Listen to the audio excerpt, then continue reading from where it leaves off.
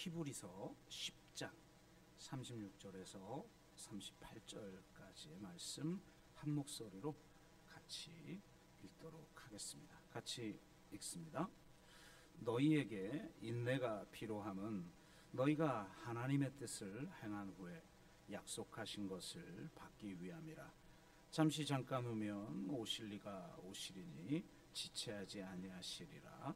나의 의인은 믿음으로 말미암아 살리라. 또한 뒤로 물러가면 내 마음이 그를 기뻐하지 아니하리라 하셨느니라. 아멘.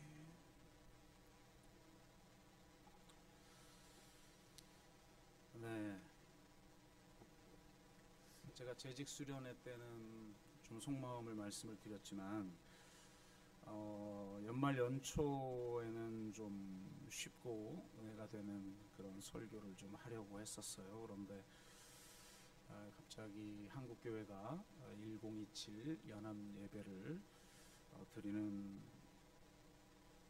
그런 일이 터져서 한국교회가 도대체 어디까지 가려고 이러나 하는 생각이 많이 들고 그러다 보니까 제가 굉장히 좀 세게 설교를 하고 아주 예민한 또 이슈를 다루게 되었죠. 그러다가 또 정말 상상도 해본 적이 없는 이 계엄 사태가 터지다 보니까 그 문제를 안 다룰 수도 없고 그러다 보니 평소에도 만만치 않은 그런 주제나 혹은 쉽지 않은 설교를 했지만 요 근래에 제 의도와는 상반된 그런 설교를 좀 하게 되었어요. 그러다가 제 딸의 얘기를 들었는데 딸이 이제 엘리베이터를 타고 내려가는데 대부분의 사람들은 제 딸이 누군지 잘 모르잖아요. 더군다나 처음 저희 교회를 방문한 사람은 누군지 모르고 그리고 엘리베이터를 타고 내려가면서 서로 대화를 한 거죠. 제 딸이 처음 보는 부부가 엘리베이터 타고 내려가면서 이 교회는 우리가 이해할 수 있는 수준의 교회가 아닌 것 같아. 그러고 내려가셨대요. 그리고 다시는 오지 않았어요. 저희 교회 추천을 받고 평일날 저희 교회를 찾아오기까지 한 분이 저희 교회를 처음 방문할 때 제가 1027에 관한 아주 그 1027 연합 예배에 대한 조금은 민감한 주제 그리고 좀 센 그런 설교를 좀 했는데 어쨌든 그분도 그 다음 주부터 안 보이는 것 같습니다. 이런 일들을 겪으면서 제가 담임 목사다 보니까 아무래도 목회자는 이런 부분에 굉장히 예민하고 혹시 하나님이 보낸 사람을 내가 막은 것은 아닌가 이런 마음 아픈 마음도 있고 또 한편으로는 이게 우리 교회인데 뭐 올 사람들을 위해서 또 내가 다른 설교를 한다라는 것이 이게 합당한 것인가. 더군다나 이 위중한 시기에 이런 생각도 들고 어쨌든 그런 양가 감정 때문에 참 많이 힘든 시간을 좀 보냈는데요.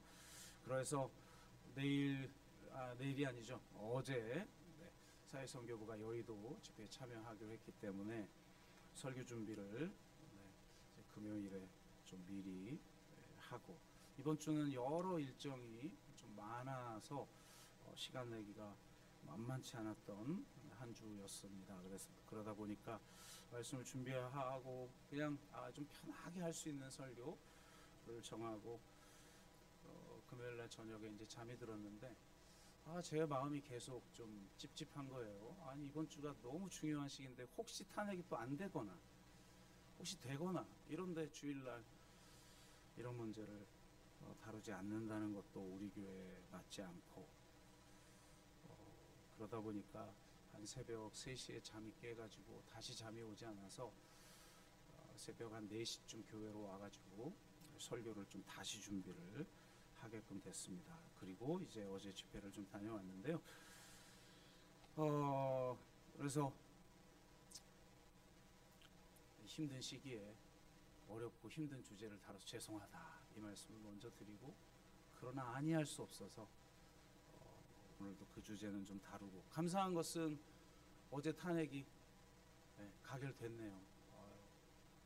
앞으로 연말인데 계속 안 되면 이것도 뭐 너무 국민들이 너무 힘든 거 아닌가 했는데 다행히 돼서 일단 일단락되어 다 일상으로 좀 돌아갈 수 있을 것 같습니다.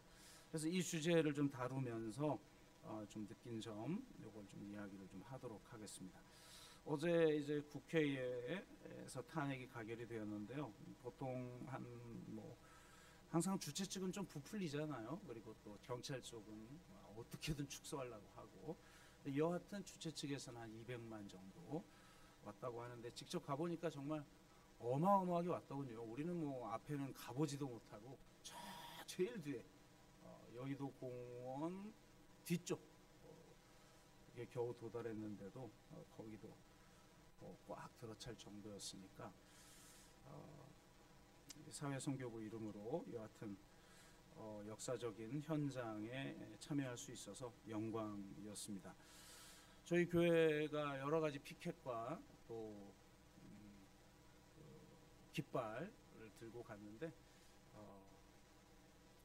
많은 사람들이 관심을 가져주고 사진도 찍고 그랬습니다. 어떤 사람은 이 깃발이 계속 흔들리니까 써 있는 글자가 뭔지 보려고 더불어숲 뭐 이러다가 이제 더불어숲 동산교회를 본 거죠. 근데 발음이 뒤에서 누가 막 낯선 사람이 그걸 읽는데 저는 안광성도인 줄 알았어요. 우리는 더불어숲 동산교회 이렇게 자연스럽게 발음을 하는데, 그 안광성도님은 늘 더불어 숲동산교회 이런 식으로 발음을 독특하게 했거든요. 그랬는데 뒤에서도 더불어 숲동산교회 뭐 이렇게 누가 따라서 읽더라고요. 그렇게 또박또박 읽어주시는 분들도 계셨고, 교회에서 나왔나 보다, 좋은데 이렇게 호응을 해주시면서 교회에 대한 새로운 인식을 가지시는 분도 계셨고, 하늘엔 영광, 이번에 대박 났습니다. 저희 타이틀이 하늘엔 영광 땅에는 탄핵, 이걸 써가지고 깃발에 적어서 갔는데 그 문구 자체 때문에 많은 사람들이 웃으면서 사진을 찍고, 어떤 젊은이는 제가 직접 들은 건데, 요즘 20대 이번에는 이대남들은 많이 모질 못했고 거의 이대녀가 자리를 좀 차지했지 않습니까? 그 이대녀들이 나 저기 깃발 아래 같이 참여하고 싶어 막 이렇게 이야기할 정도로 호응이 좋았습니다. 그런 호응들을 지켜보면서 도대체 한국 교회가 왜 이런 곳에는 나타나지 않을까? 이게 무슨 좌파나 우파의 문제도 아니고 그냥 민주주의라고 하는 가장 기본적이고 상식적인 주제에 대한 이야기인데, 이런 것조차도 진영 논리로 바라보고 탄핵, 전 국민이 탄핵을 외치면서 토요일에 모이고 있는데 교회 이름은 보이지 않고 그럴까? 각 교회들이 각 교회 이름으로 다양한 아이디어를 가지고 피켓을 들고 깃발을 들고 나와서 그곳에서 세상 사람들과 함께 춤추며 참여했더라면 세상이 교회에 대한 인식이 좀 많이 바뀌지 않을까, 이런 안타까움들이 많이 있었어요. 이번에는 보니까 이게 시위 문화가 많이 바뀌었어요. 보니까 우리 때는 뭐 취리탄 터지고 막 백골단 쫓아오고 막 이런 거잖아요. 근데 박근혜 대통령 탄핵 때 보니까 무슨 축제같이 시위를 해요. 거의 공연이고 축제고 막 곳곳에서 다양한 공연들이 일어나고, 이게 축제인지 뭐 시위인지 알 수 없는 형태의 K 문화, K 시위 문화가 정말 독특하구나 이런 생각을 했는데, 이번에는 더 독특하게 전부 아이돌 응원봉, 제가 지금 정말 무식했나 봐요. 응원봉이라고 그래가지고 교통 빨간 거 그 봉을 얘기하는 줄 알았더니 아이돌들은 다뭐 콘서트에 흔들 아이들 보물 1호처럼 간직하고 있는 응원봉들을 다 들고 나와서 춤을 추는데 시위 현장이 뭐 형형색색의 콘서트 그 응원봉으로 콘서트 현장 같은, 실제로 음악도 아이돌 음악을 거의 틀고 그래가지고 굉장히 많이 저도 놀랐는데요. 이럴 때 교회들이 좀 적극적으로 참여했으면 얼마나 좋을까라는 생각을 했는데 현실은 정반대였다는 겁니다. 지난 12월 3일 계엄이 선포되고 한국에 있는 세계 중보 기도 센터에 긴급 기도 요청이 올라왔어요. 이렇게 시작을 합니다. 윤석열 대통령은 어제 12월 3일 밤 11시를 계엄령을 선포했습니다. 반국가 세력을 찾아내어 몰아내고 자유민주주의를 수호하기 위한 불가피한 선택이었습니다. 이게 이제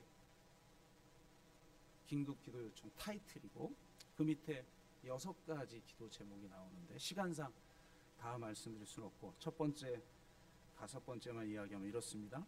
전능하신 하나님, 공의로우신 주님의 손으로 도우소서.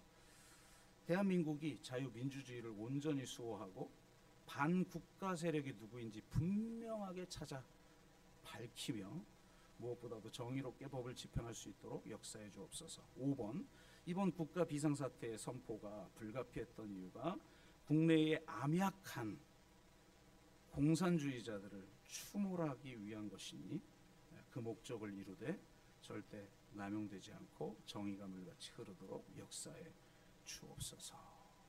이렇게 기도 제목들이 6가지가 올라왔어요. 도대체 왜 한국 교회는 이럴까? 왜 특정 이데올로기의 노예가 되어버린 것일까? 너무나 큰 문제가 아닐 수 없죠. 사실 그 연속선상에서 1027 연안예배도 이루어졌던 것 아닙니까? 왜 이런 행태들이 반복적으로 드러나는 걸까? 왜 우리의 장로님들과 우리의 권사님들은 정광훈 집회에 참여하면서 열광하고 한 번만 더 검색해봐도 알 수 있는 가짜뉴스를 유포하는 중심 역할을 하고 있는 것일까? 결국 윤석열 대통령도 그놈의 가짜뉴스만 잔뜩 보는 바람에 완전히 이 객관성을 잃어버린 극단적 시각으로 계엄을 일으킨 거 아닙니까? 이런 게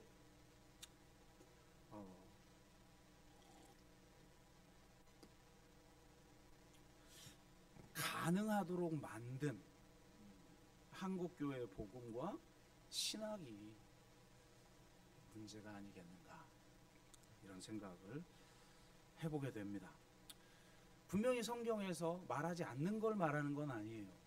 그럼에도 불구하고 성경에서 말하고 있는 가장 중요한 것들은 말하지 않고 혹은 반쪽짜리 복음이 되어 버리거나 심지어는 그로 인해서 왜곡된 그런 복음을 증거하고 있다 보니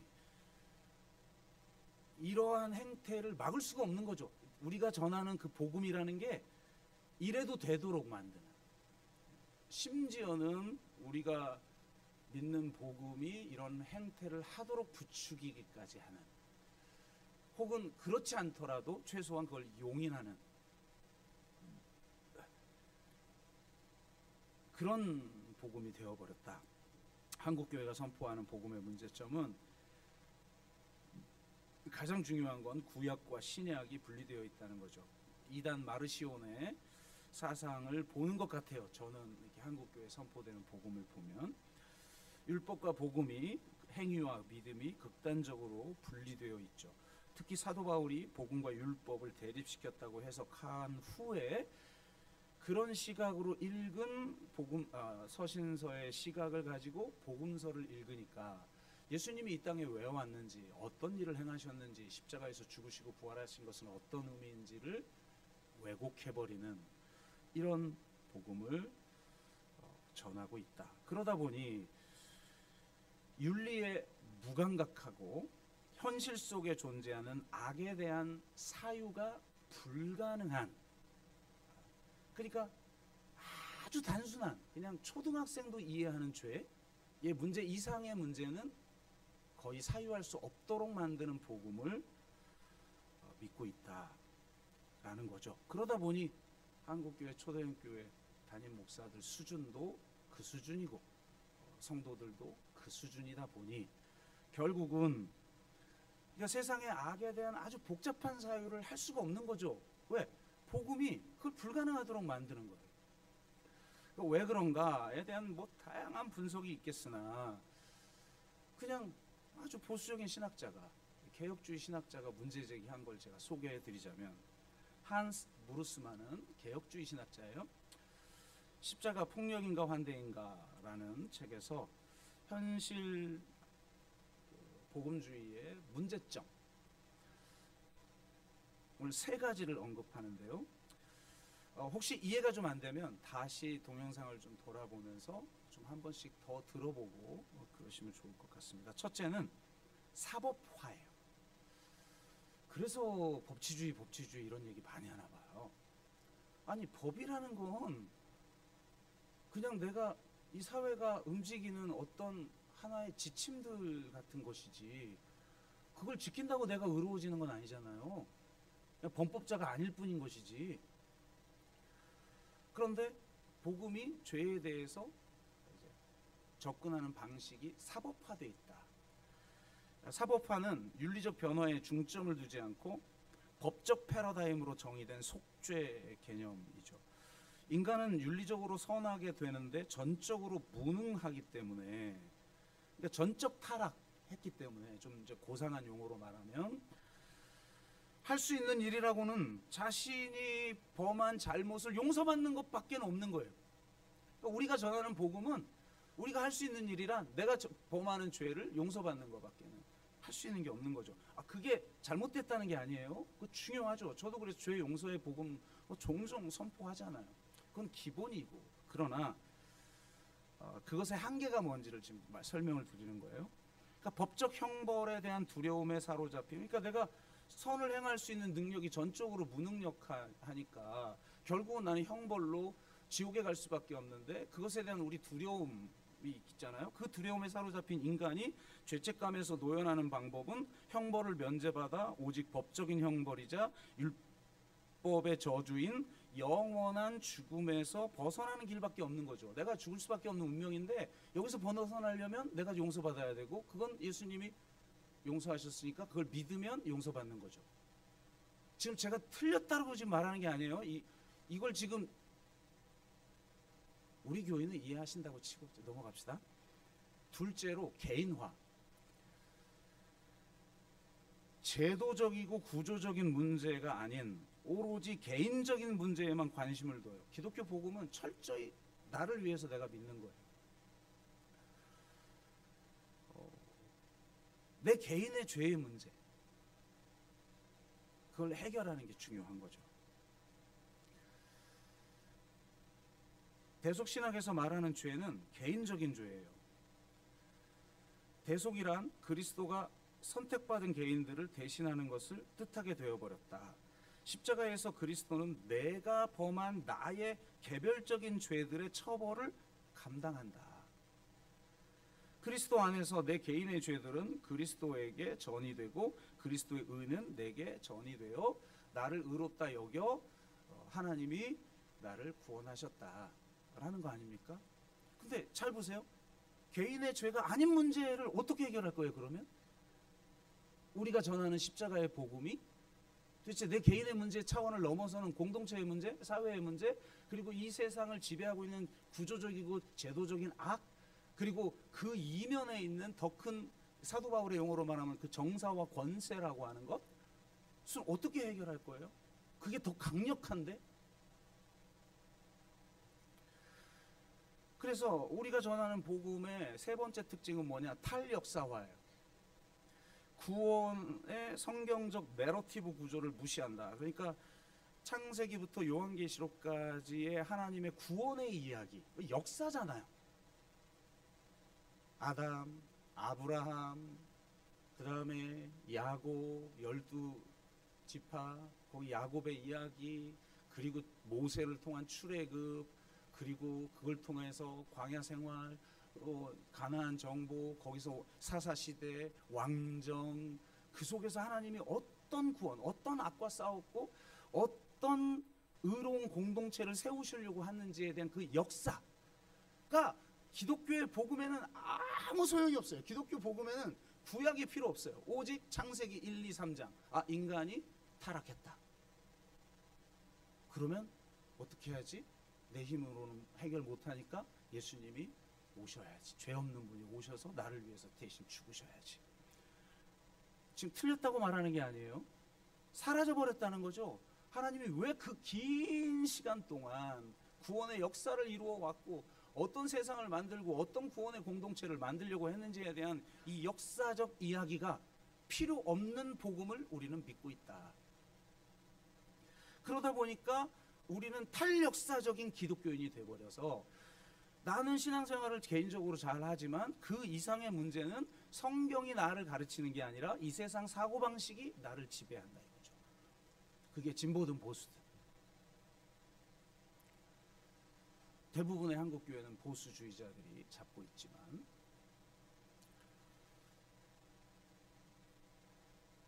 예수 그리스도가 이 땅에 왜 오셨는지, 오셔서 어떤 공생애를 통해서 어떤 사역을 하셨고 도대체 그런 사역들은 왜 필요한지.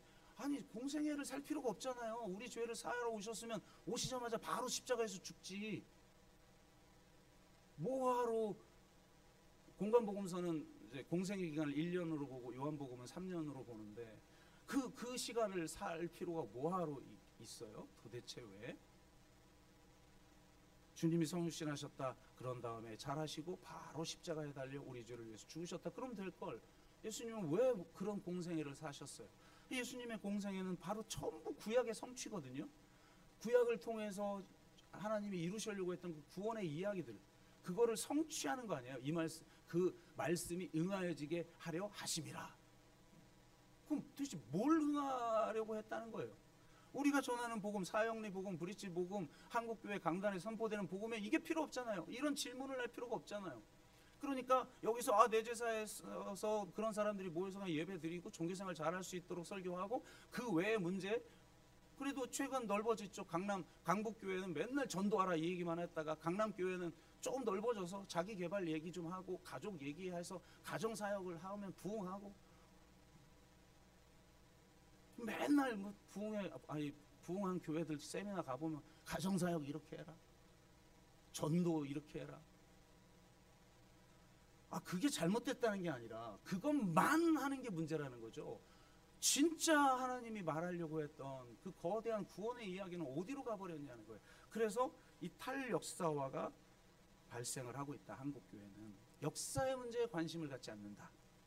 그래서 역사의 문제에 대해 관심 갖고 사회에 대해서 관심 가지면 정치적이다 이런 얘기를.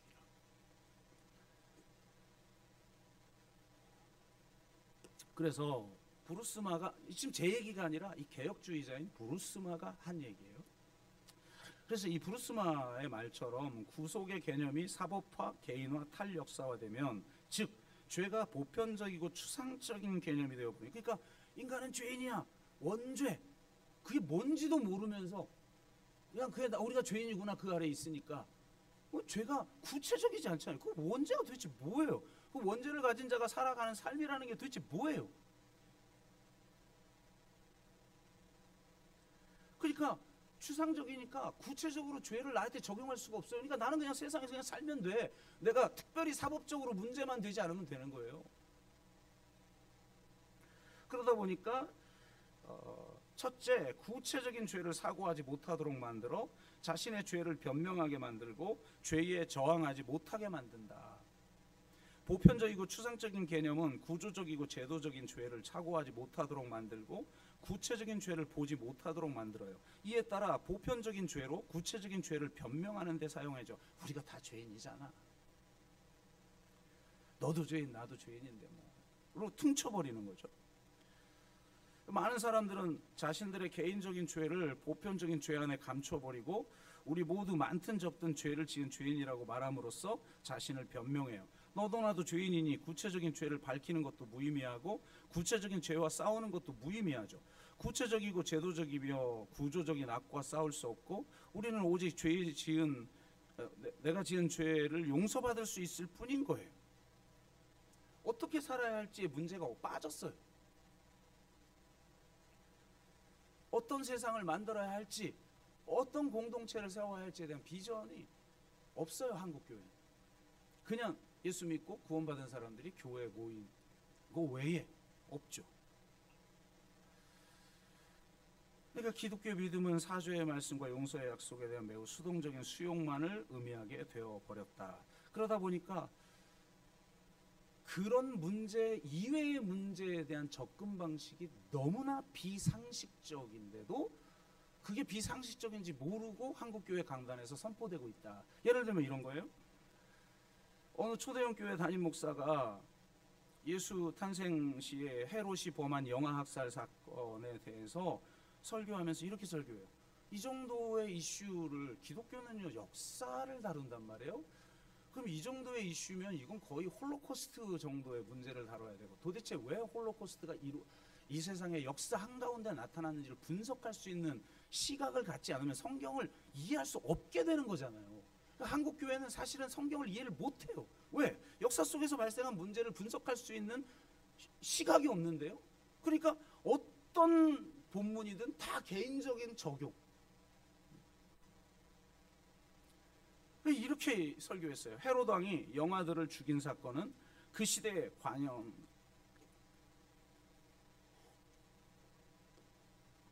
시대에 관영한 악을 보여주기 위해 하나님께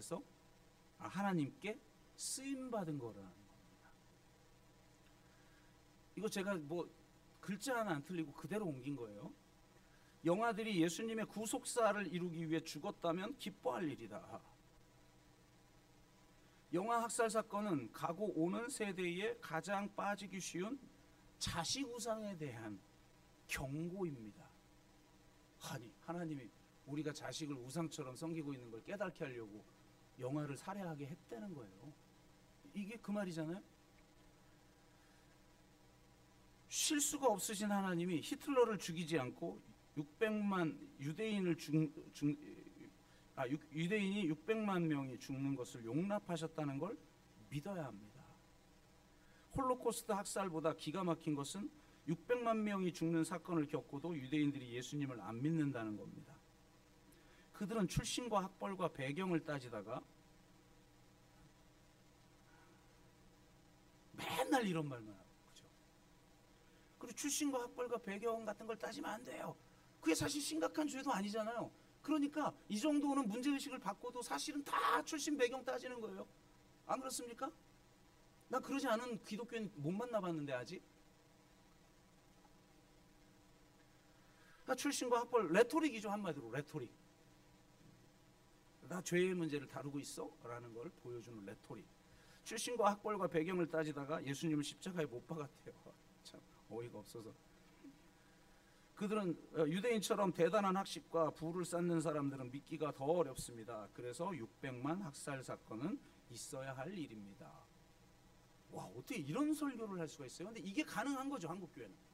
그러니까 계엄이라고 하는 어마어마한 사건이 터져도 전부 개인적인 차원의 문제로 접근을 하고 이 역사 속에서 이게 하나님의 의라고 하는 시각으로 이게 어떤 게 문제인지를 볼 줄을 모르는 거예요. 이데올로기 노예가 돼가지고 진영 논리에 빠져서 그냥 방어하느라고 급급하고 계엄 같은 어마어마한 역사적 사건이 터졌는데 45년 만에 터진 거 아닙니까? 그것도 80년대 터졌다면 그래 터졌구나라고 이해라도 하는데 2024년도에 이게 있을 수도 없는 사건이 터졌는데 그 주에 한국교회 모니터링을 했어요. 아무도 이 문제를 다루지 않아요. 그 전부 기도해야 된다고 그러고.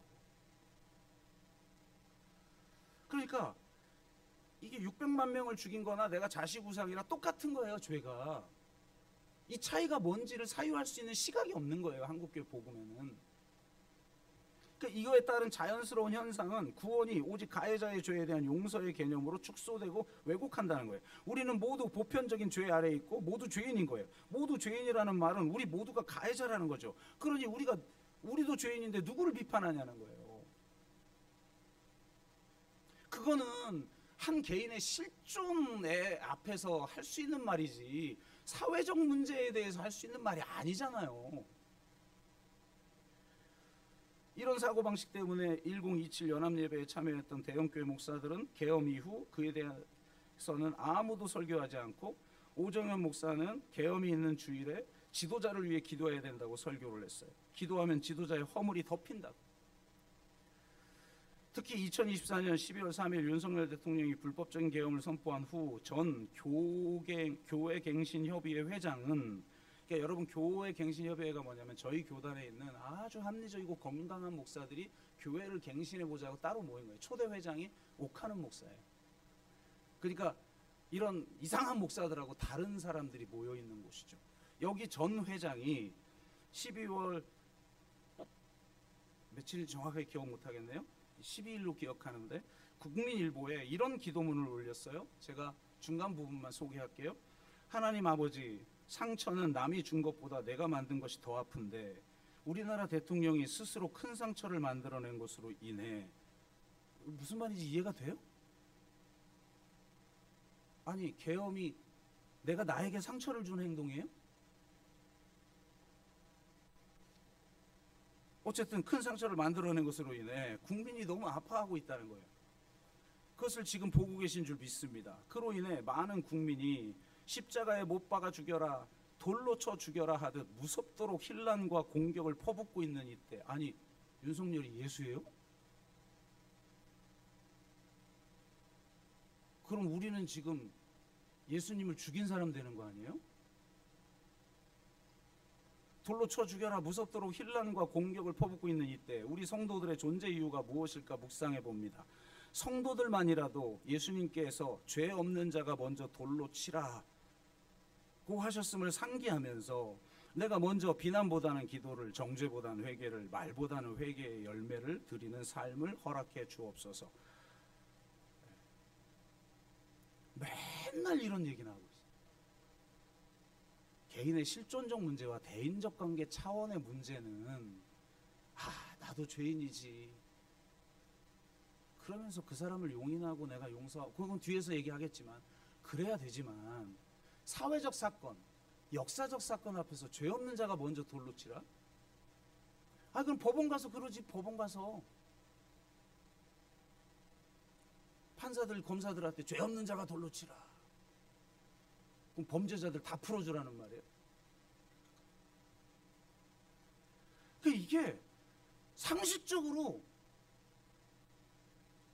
그냥 유치원생 아니 초등학생한테도 이거 지금 이렇게 기도문 올렸는데 너 어떻게 생각하니? 이건 말도 안 돼라고 말할 정도의 의식 수준을 가지고 그것도 기독교 신문에 버젓이 올릴 수 있는 사고방식.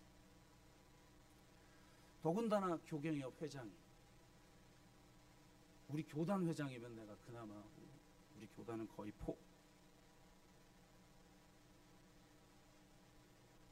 영상으로 남잖아요. 기는 안 했어요. 근데 어떻게 교경협 회장이, 그러니까 교경협 회장이 이 정도 사고방식이니 그렇지 못한 교회들에서 주일날 선포될 말씀이라는 게 도대체 뭐겠는가?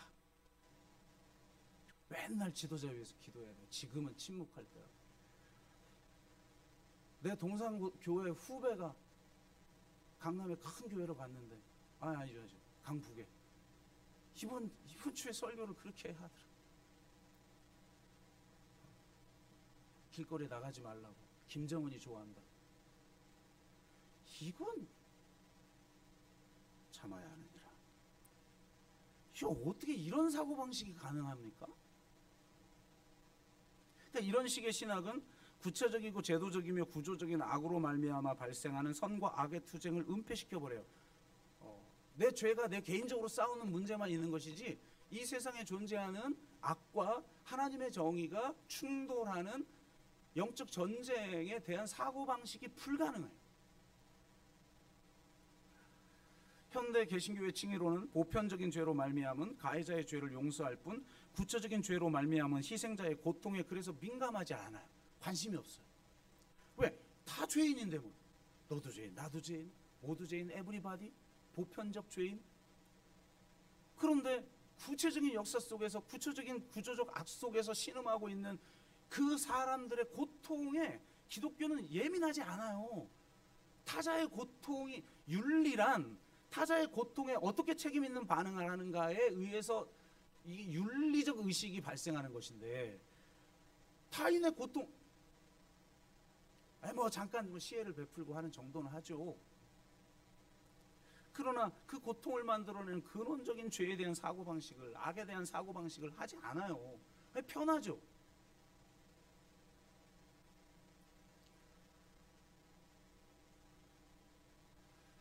그러다 보니까 성경에서 그토록 중요하게 여기는 희생자의 탄원을 신원하여 주시는 하나님을 완전히 외면하도록 만들었다는 겁니다. 그렇기에 세월호 참사가 발생했을 때도 모 초대형 교회 담임 목사처럼 하나님이 한국 국민을 정신 차리게 하려고 세월호를 침몰시켰다라는 말을 예배 시간에 할 수 있는 거죠. 아까는 하나님이 히틀러는 살리고 600만 원을 죽였던 것이고 헤롯을 사용해서 유가를 다 죽였던 것이고 지금은 하나님이 그 죄 없는 아이들 다 죽여버렸다는 거 아닙니까? 우리 정신 차리게 하려고. 어떻게 이런 설교를 할 수가 있는 거죠? 이게 우리가 선포하는 그 복음의 구조에서 이게 가능한 거예요. 이 사고방식이. 그러니까 우리의 복음에 지금 뭐가 심각한 문제가 있는 거죠. 반쪽짜리 되어버렸으니까.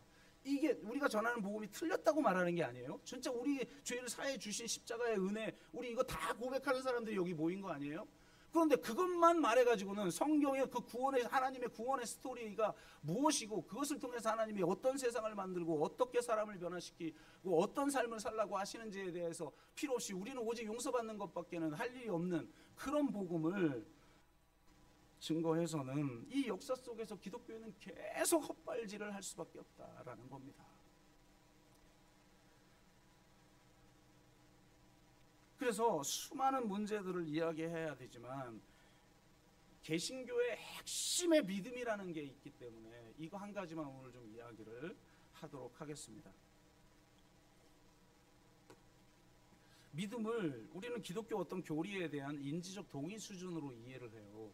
그래서 기독교 교리를 설명하면 그거 받아들여지는데 마음으로 이해가 되는데 그러면 결신기도 합시다. 그럼 결신기도 따라하면 그 사람 구원받은 사람이에요. 뭐가 이렇게 쉬워요 구원이? 물론 내가 지금 당장 죽어가는 사람에게는 이것도 심각한 문제고 그런 사람에게 괜찮지만 앞으로 내 인생을 살아가야 하고 그런 사회 속에서 계속 살아갈 어떤 사람에게 이러한 복음이라는 게 얼마나 쉬운 복음이고 구원파와 다를 바가 하나도 없는 복음 아니겠냐 이 말이죠. 그래서 로마서에서 사도 바울이 의인은 믿음으로 말미암아 살리라 라고 하는 것을 우리 이게 개신교의 시작 아니에요? 이신칭의 믿음으로 말미암아 하나님이 우리를 의롭다 여겨줬다. 나는 변할 수 없어요. 나는 절대 변할 수 없고 항상 나는 실패자인데 하나님이 그 죄를 다 사해 주셨다는 거예요. 그래서 내가 믿으면 그 믿음을 의롭게 여겨주셔서 내가 의로운 사람이 된다라고 쳐준다는 거예요. 법적으로. 그러니까 법적으로 내가 의로운 사람이라고 여겨주는 거지 내가 의로운 사람은 아닌 거예요. 내 삶이 진짜 의의를 추구하면서 죄와 싸우되 피 흘리기까지 싸우고 하나님의 의의를 위해서 살아가는 진정한 의인의 삶은 살지 않아요. 그런데 실제로 의인은 믿음으로 말미암아 살리라는 말이 하박국서이고 이 하박국서를 인용한 것이 로마서하고 히브리서 딱 두 번 인용을 해요. 근데 하박국서가 정말 우리가 이해하는 그 말이냐 이거예요. 하박국서를 여러분 읽어보시면 그러니까 우리는 성경을 안 읽어도 되는 신앙생활을 하고 있는 거죠. 그러니까 하박국서를 보면 세상의 불의에 대해서 하나님 앞에 탄원하는 글이에요. 하나님 내가 하나님의 의를 위해서 이렇게 힘들게 살아가는데 살아보니까 악이 더 형통합디다. 공평과 정의 하나님이 다스리는 이 세상에 왜 부정과 이 악행이 이렇게 판을 칩니까? 그렇게 하나님 앞에 막 따지는 글로 시작합니다. 그거에 대해서 해명해 주는 글 중에 하나가 하박국 2장 3절 4절이죠. 그러니까 이 대답 중에 하나가 의인은 믿음으로 말미암아 살리라는데, 하나님이 이 대답을 한 그 당사자는 치열하게 하나님의 의를 위해서 자신의 인생을 바친 사람이에요. 우리는 두 가지 죄와 싸웁니다. 성자적 영성을 추구하는 우리 교회는 이 내면의 깊은 죄, 도대체 내가 어떻게 해도 해결이 안 되는 것 같은 죄, 이 죄와 싸우죠. 또 하나, 그런 죄를 계속해서 부추기는 보이지 않는 정사와 권세의 그 악한 세력의 악, 혁명가적 영성으로 우리는 세상의 악과 싸워요. 그러니까 내 내면의 깊은 죄와 피 흘리기까지 싸우는 사람, 이 세상의 이 악과 피 흘리기까지 싸우는 사람이 그렇게 싸우다 보면 내가 왜 이런 삶을 도대체 살아야 하지? 나는 이렇게 힘들게 살아가는데 악인들은 그냥 오직 그냥 탐욕을 위해서, 권력을 위해서 살아가지만 그 사람들이 더 잘 살잖아요. 여러분, 악인이 더 잘 살아요? 의인이 더 잘 살아요? 여러분의 현실 속에서? 그럼 봅시다. 진짜 신실한 그리스도인이 더 부자예요? 부자가 부자예요? 뭐라고 그래야 돼? 내가 볼 땐 참 기독교인으로 살면 부자 되기 되게 어려워요. 진짜 어려워요. 맨날 양보해야 되고 그리스도의 사랑으로 살아야 되고 좁은 문 좁은 길로 가려고 그러고, 그 사람들이 더 잘 산다. 그러니까 나도 이제 이렇게까지 굳이 살 필요가 없겠어. 그냥 나 생존을 위해서 열심히 살고 내 자식을 위해서 살고 돈 벌어 살고 내 이름 날리고 살고, 그래야 돈도 있어야 뭐 베풀기라도 하지. 뽀대 나잖아요. 저도 가난해 보니까 너무 힘들어. 가난한 거 궁색해져요, 사람이. 그래서 돈 좀 있으면 좋겠다 라고 목사도 생각이 들어요. 그러니 내가 굳이 하나님의 의를 위해서 살아갈 필요가 뭐 있냐, 그러고 그냥 살아가는 거예요. 그렇게 하나님하고 아무 상관없이 일주일 동안 살고 와가지고는 내 죄 사해 주신 주님 감사합니다. 이게 그리스도인의 삶의 패턴이에요. 그런 사람에게 한 말이 아니라 어떻게든 하나님의 의를 붙들고 자기 목숨을 걸고 살았던 하박국이, 내가 이렇게 당신의 의를 추구하면서 사는데 아니 악인들이 더 형통한데 이건 당신 정의 하나님이라고 그래놓고 뭐 하고 있는 거냐, 이렇게 따지는 거죠. 그런 하박국에게 이렇게 말하는 거예요. 이 묵시는 정한 때가 있나니 그 종말이 속히 이르겠고 결코 거짓되지 아니하리라. 비록 더딜지라도 기다리라. 지체되지 않고 반드시 응하리라. 보라, 그의 마음은 교만하며 그의 속에 정직하지 못하나 의인은 그 믿음으로 말미암아 살리라.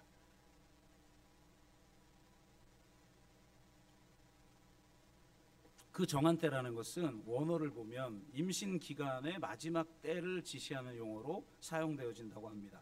그러니까 뱃속의 아이가 충분히 자라기 위해 필요한 시간인 거죠. 아기의 탄생은 하나님께서 이 땅에 이루기를 원하는 뜻의 성취를 상징하는 거예요.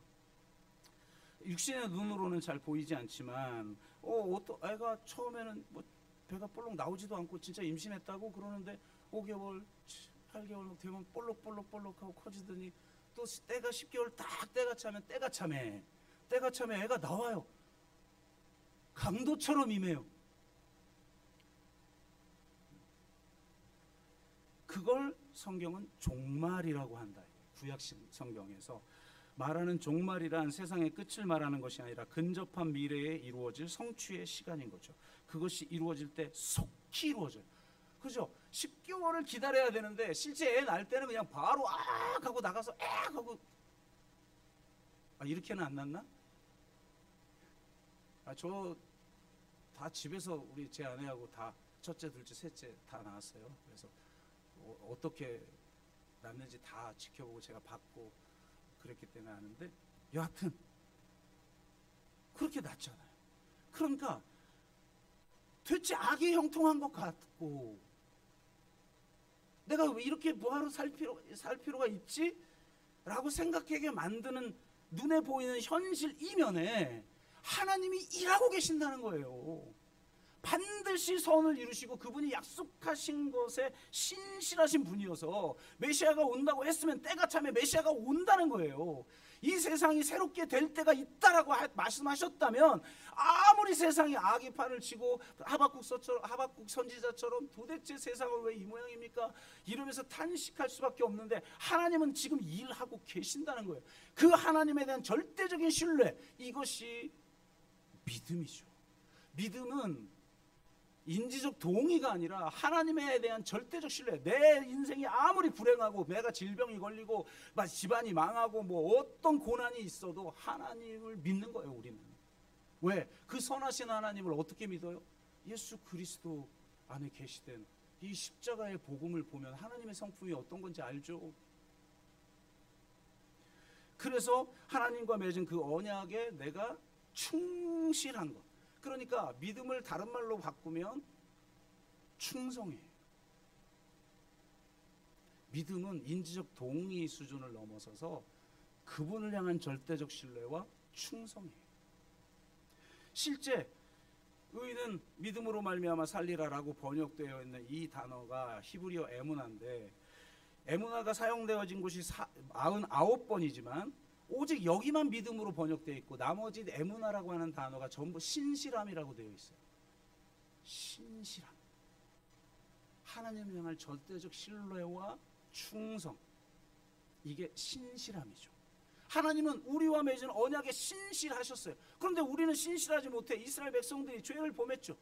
그래서 또 다른 아담, 마지막 아담으로 그리고 새로운 이스라엘로 이 땅에 오신 예수 그리스도가 하나님 앞에 충성을 다하셨어요.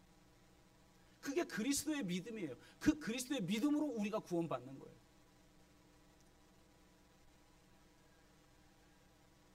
그래서 이런 하나님의 신실하심을 내가 십자가를 통해 경험한 사람은 하나님을 절대적으로 신뢰하고 어떤 상황에서도 인내하고 참고 기다려요. 최종적, 내 인생의 최종적 결론이 남들이 볼 땐 실패처럼 보이는 인생으로 결론이 나도 나는 하나님의 선한 결말을 믿어요. 나는 남들이 볼 때 불행한 것처럼 보이는 실패로 마지막 숨을 거두었으나 내 인생을 통해 영향받은 사람들에 의해서 하나님은 하나님의 선을 이룰 것이다. 아멘. 이걸 신뢰하는 사람은, 의인은 믿음으로 말미암아. 그러니까 여러분, 의인은 오직 믿음으로 사는 게 아니에요. 오직 의인이 믿음으로 사는 거예요. 오직이 붙어야 될 자리는 믿음이 아니라 의인이라는 거예요. 내가 정말 하나님을 신뢰하면서 정말 하나님을 위해서 살아가려고 하는 변화된 삶. 여러분은 윤리적으로 살아갑니까? 여러분은 하나님 백성답게 살아갑니까? 여러분은 하나님의 자녀답게 살아갑니까? 그렇게 살지도 않으면서 어떻게 구원을 말합니까? 성경에 그렇게 써 있습니까? 어디에 도대체? 어디에?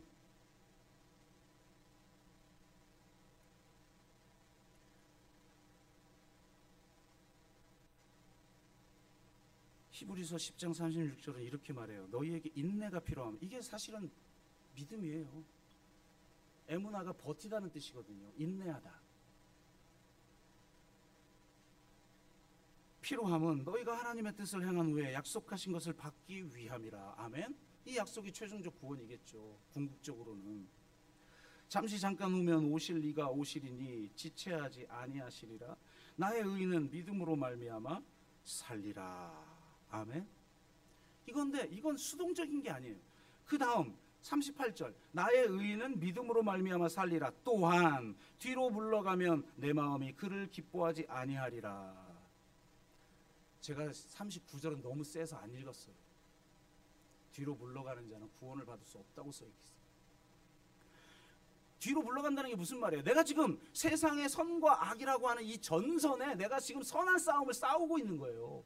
하박국처럼 내가 어떻게든 하나님의 의를 이루어 보려고 내가 투쟁하고 있는 사람, 그 사람에게 하나님의 오직 의인은 믿음으로 말미암아 살리라고 한 거예요. 나는 그냥 세상에서 하나님과 아무 상관없이 살아가는데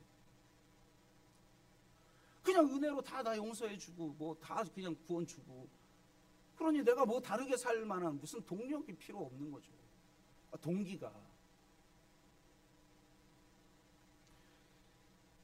선한 싸움에서 뒤로 물러나지 않는 거예요. 버티는 거예요. 하나님의 의를 위해서 싸우는 거예요. 왜? 믿음 때문에. 믿음 때문에.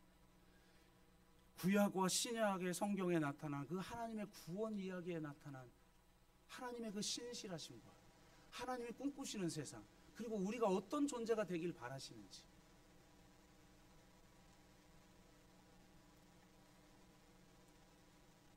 시간이 너무 많이 가버려서 설명을 못하고 성경 구절 하나 소개하고 마무리를 할게요. 로마서 원래는 2개 본문 다 읽으려고 그랬는데 지금 설명도 못하겠네요. 13장 20절 21절. 원수가 줄이거든 먹이고 목마르거든 마시게 하라. 그리함으로 내가 숯불을 그 머리에 쌓아놓으라. 악에게 지지 말고 선으로 악을 이기라. 아멘. 선과 악의 싸움의 현장의 최전선에 싸우는 사람에게 지금 말하고 있는 거예요. 아무 상관없이 살아가는 사람에게 말하는 게 아니라 그런 사람에게 선으로 악을 이기라는 거예요. 아멘. 이 선이 뭐예요? 아까 대표기도 해주셨는데 사랑과 평화, 그 그룹 이름인데 사랑과 평화라고 그러시더라고요. 그게 기독교 복음이죠. 자기 희생적, 예수님이 보여주신 자기 희생적 사랑으로 참된 평화를 이 땅에 이루신 거예요. 악과 싸우면서 하나님의 정의를 이 땅 가운데 이루면서 세상처럼 폭력으로 혹은 세상을 닮아서 나에게 악을 행하고 있는 자를 반사하는 똑 닮은 삶이 아니라 전혀 다른 윤리, 예수 그리스도의 십자가의 윤리로 자기 희생적 사랑으로 평화를 이루는 삶. 평화를 만드는 사람은 복이 있나니 저가 하나님의 아들이라 일컬음을 받으리라. 아멘. 하나님의 아들이라는 말이 무슨 뜻인지 알아요? 히브리어는 형용사가 거의 없어요. 발달하지 않았어요. 그러면 형용사는 있어야 되는데 발달하지 않았으니까 대체 언어가 있겠죠? 그 대체 언어가 뭐냐? 바로 아들이라는 말이에요. 누구누구의 아들. 예를 들면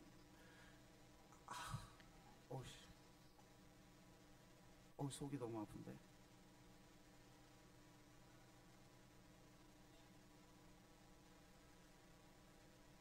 바나바가 위로의 아들이죠. 그게 무슨 말이에요? 이게 누구의 아들이라는 말이 아니겠죠. 이 사람의 성품과 태도가 위로의 사람이라는 거예요. 이 사람의 성품이 위로의 성품이라는 거예요. 바나바가 그런 사람이잖아.